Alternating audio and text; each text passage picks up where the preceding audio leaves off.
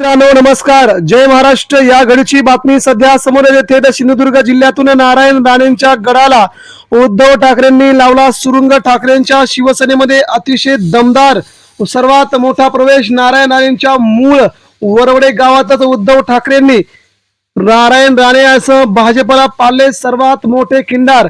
जवळजवळ 700 पदाधिकाऱ्यांचा उद्धव ठाकरेंच्या शिवसेनेत जाहीर प्रवेश।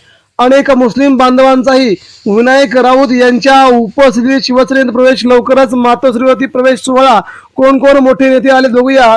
केंद्रीय मंत्री नारायण राणे यांच्या वरवडे या मूळ गावातील कादर खान आणि याशीन खान यांच्या नेतृत्वाखाली अनेक मुस्लिम बांधवांनी आज विनायक राऊत यांच्या प्रमुख उपस्थितीमध्ये शिवसेना उद्धव ठाकरे यांच्या पक्षात प्रवेश केला। त्यामुळे नारायण राणेंना हा धक्का मानला जात आहे। कणकवली विजय भवन येथे विनायक राऊत यांनी शिवबंधन बांधून यांना शिवसेनेत प्रवेश दिला। मात्र पुढील 2 दिवसांमध्ये हा प्रवेश मातोश्रीवरती अतिशय दिमाखात केला जाईल असंही त्यांनी म्हटलंय।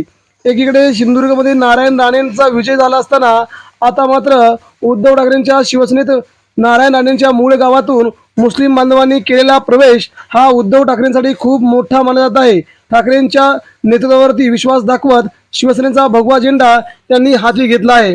यामुळे सिंधुदुर्ग जिल्ह्यातील जवळजवळ 25 ते 27 ग्रामपंचायतीसाठी शिवसेनेला खूप मोठा याचा फायदा होईल असेही सध्या बोलले जात आहे। त्यामुळे कोकणात पुन्हा एकदा शिवसेना उभारी घेते अशी चर्चा कोकणवासीय पुन्हा ठाकरेंच्या बाजूने उभे राहत आहेत असं दिसू लागलं आहे। मित्रांनो, याबद्दल आपल्याला काय वाटतंय? उद्धव ठाकरे पुन्हा कोकणात आपली शिवसेना खूप मोठ्या दिमतीने वाढवू शकतील का? आपल्या प्रतिक्रिया आमच्यापर्यंत पोहोचवा। धन्यवाद। जय हिंद, जय महाराष्ट्र।